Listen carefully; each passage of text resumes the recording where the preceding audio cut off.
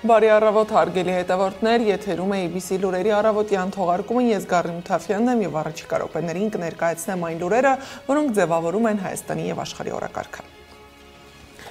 Ռուսաստանից ցորենի առաջին խմբաքանակը Ադրբեջանի տարածքով հասել է Հայաստան։ Հանրային հեռուստաընկերության եթերում հայտնել է էկոնոմիկայի նախարար Գևորգ Պապոյանը։ Նախարարի խոսքով ռուսական ցորենը սովորաբար գալիս էր վերին Լարսիով, այս անգամ Ռուսաստանի տարածքով երկաթուղով եկել է Ադրբեջան։ Եվ քանի որ Հայաստան-Ադրբեջան այս պահին ուղիղ երկաթուղային հաղորդակցություն մենք չունենք, մտել է Վրաստան եւ Վրաստանից Հայաստան, ասել է Պապոյանը։ Սակայն քաղաքացիներին մեկ այլ հարց է հետաքրքրում. կեժանանա արդյոք հացամթերքը։ Հետաքրքրականն այն է, որ Հայաստանի Հանրապետության էկոնոմիկայի նախարար Գևորգ Պապոյանը եւ ազգային ժողովի փոխնախագահ Ռուբեն Ռուբինյանը բառ առ բառ նույն տեքստով են պատասխանում համանման հարցերով մեկնաբանություններին։ Այս պահին էկրանին տեսնում եք Պապոյանի եւ Ռուբինյանի պատասխանը քաղաքացիներին։ Սա ինքնարժեքի իջեցման գործոն է, բայց գնի վրա այլ գործոններ էլ կարող են ազդել։ Մի փոքր ժամանակ պետք է անցնի, որ ավելի հստակ հասկանանք։ Տպավորություն է, թե տվյալ պատասխանը հատուկ մշակել են նման հարցերի համար։ Ուղղակի պետք է պատճենել եւ վերջ։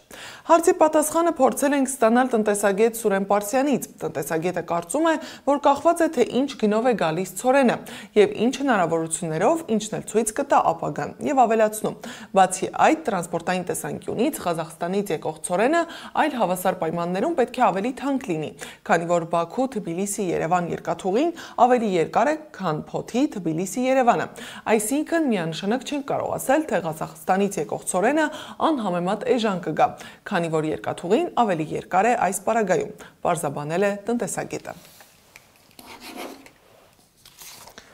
Սակայն հայ-ադրբեջանական հարաբերությունների վերաբերյալ հարցերն ավելի կնճռոտ են ու խրթին, երբ սեփական ցանկությունը վերածվում է պետական նարատիվի, խաղաղության հեռանկարը ավելի մշուշոտ է երևում, իսկ հիմքերը թույլ։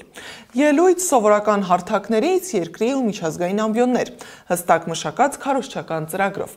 Այսպես Բաքուն արևմտյան Ադրբեջան, ադրբեջանցիների վերաբնակեցումը Հայաստանում կեղծ խոսույթը բերեց օրակարգ ու սկսեց շահարկել տարբեր հարթակներում, քարոզչականից դիվանագիտական։ Սևանա լճին Գյոքչա անվանելով Բաքվի բռնապետը հանձնարարական էր տալիս Ադրբեջանի պետական կառույցներին, հասարակական կազմակերպություններին եւ այսպես կոչված գիտնականներին ծավալել իրենց պատմական հողեր այժմյան Հայաստան ադրբեջանցիների վերադարձն ապահովող գործունեություն, կարծում է իրանագետ Վարդան Ոսկանյանը։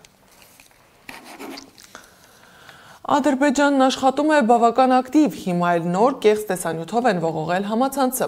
Ադրբեջանի հետքերը Երևանի փողոցներում, ահա թե ինչպես են հայերը կեղծել պատմությունը, փաստերը բացահայտվել են։ Այս վերնագրով տեսանյութը հրապարակել Ադրբեջանի պետական ASTV հեռուստաընկերությունը։ Սա արվել է Ալիևի վերջին խաղաղասիրական ելույթից հետո։ Տեսանյութը հրապարակել է ադրբեջանագետ Տաթև Հայրապետյանը։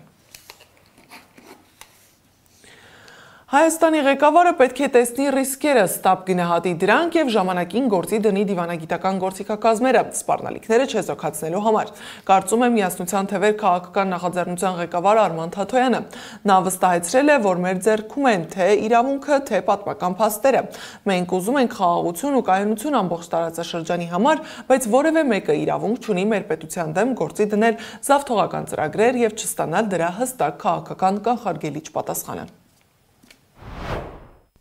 Երբ ես լինեմ Հայաստանի Հանրապետության ղեկավար, գործի կդրվի դիվանագիտական, ինֆորմացիոն, քաղաքական եւ նաեւ գիտական ամբողջ գործիքակազմը, Ադրբեջանի զավթողական կոնցեպտի ամբողջ էությունը միջազգային հանրությանը ներկայացնելու համար։ Ամեն անգամ, երբ ադրբեջանական պետությունը փորձի սրա հիման վրա որևէ միջոցառում անել արտերկրում, դա դառնալու է լրջագույն խնդիր։ Միջազգային ներկայացուցիչների ներգրավումը ներկայացվելու է որպես աջակցություն զավթողական ծրագրերին եւ խոչընդոտ խաղաղության հաստատմանը։ Ադրբեջանից եկող հայտարարությունները ներկայացվելու են գործընթացի միջնորդներին, ստանալու են արձագանքներ։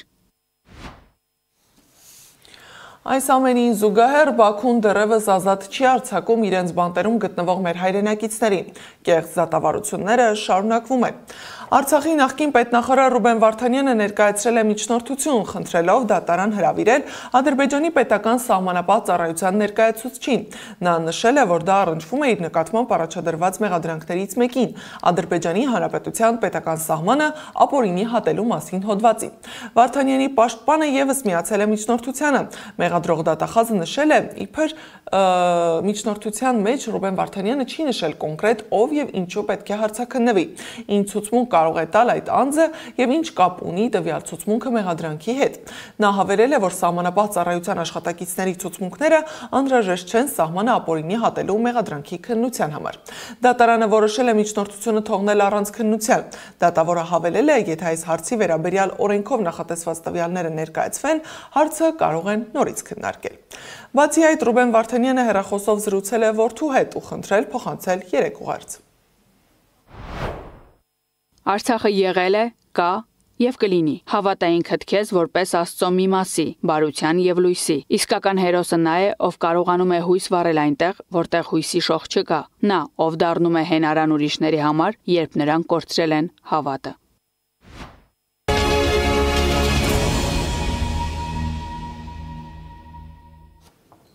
Ներքաղաքական թեմաների մասին, ձեռնաշղթա, գաղթալսումներ ու ձերբակալությունների բացատրություն։ Ազգային ժողովի պետբյուջեի քննարկումը երեկ միայն բյուջեի մասին հարցերով չսահմանափակվեց։ Քննչական կոմիտեի նախագահ Արթուր Պողոսյանը ստիպված էր պատասխանել նաև իրավապահ համակարգի վիճակի մասին հարցերի։ Մասնավորապես վերջին ամիսներին շատացող կալանավորումների, աղմկահարույց գործերի եւ հատկապես հոգեվորականների, փաստաբանների ու գործարար Սամվել Կարապետյանի կալանավորման մասին։ Կարապետյանի կալանավորման վերաբերյալ Քննչական կոմիտեի ղեկավարի հայտարարություններին արձագանքել է մեր ձևով ժողովրդական շարժման համակարգող խորհրդի անդամ Ալիկ Ալեքսանյանը։ Լսենք։ Ուրեմն Քննչական կոմիտեի նախագահան իրեն այսօր ուղղված հարցերին ի պատասխան ասեց, որ հրահանգ չունի Սամվել Կարապետյանին ապօրինի կալանքի տակ պահելու համար։ Նայենք։ Չէ, նման հրահանգ չկա։ Ուրեմն տեսեք, ավելի քան հրահանգով են աշխատում, ավելի քան Եվ ասեմ ավելին, իրենք վախեցած են Սամվել Կարապետյանից, իրանք վախեցած են Սամվել Կարապետյանի ազգանվերը լնելուց, իրանք վախեցած են Սամվել Կարապետյանի օր-օրի աճող վարկանիշից, իրանք վախեցած են մեր ձևով շարժման ամեն օր ավելի թափ հավաքելուց։ Ասեմ ավելին, իրանք դաժե վախենում են Սամվել Կարապետյանի նկարներից։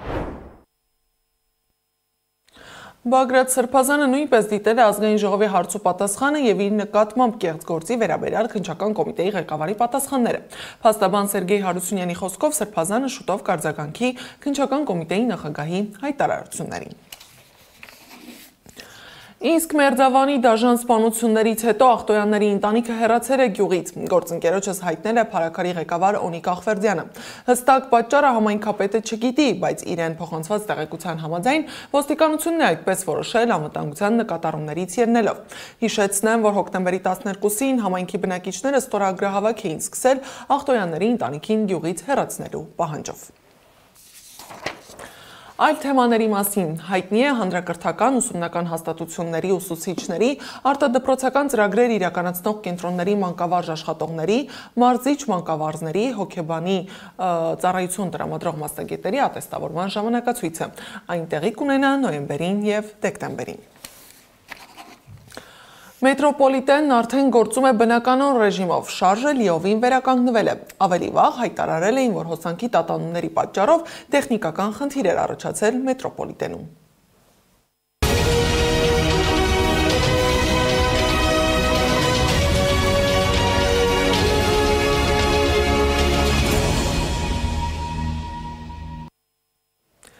ԱՄՆ կառավարության աշխատակի մասնակի դադարեցումը շաթդաունը տնտեսությանը շաբաթական արժենում է մոտ 15 միլիարդ դոլար, գրել է Bloomberg-ը։ Շաթդաունի պատճառով 650,000 դաշնային աշխատակից մնացել է առանց աշխատավարձի։ Ընթացիկ դադարեցումը նախորդներից ավելի վտանգավոր է, քանի որ ԱՄՆ տնտեսությունն այժմ ավելի անկայուն է, գրում է լրատվամիջոցը։ ԱՄՆ կառավարության գործունեության դադարեցումը դարձել է երկրի պատմության մեջ ամենաերկարը, գերազանցելով 2018-ից 19 թվականներին Թրամփի առաջին նախագահական ժամկետի ընթացքում սահմանված ռեկորդը։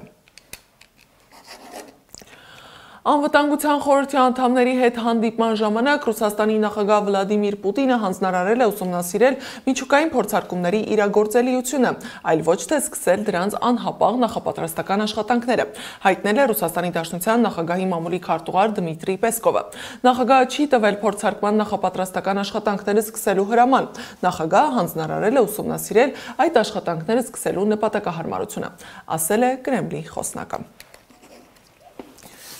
Եվ վերջում եղանակի մասին, օդի ջերմաստիճանը նոյեմբերի 6-ից 9-ին աստիճանաբար կբարձրանա 4-ից 6 աստիճանով, կլինի առանց տեղումների եղանակ։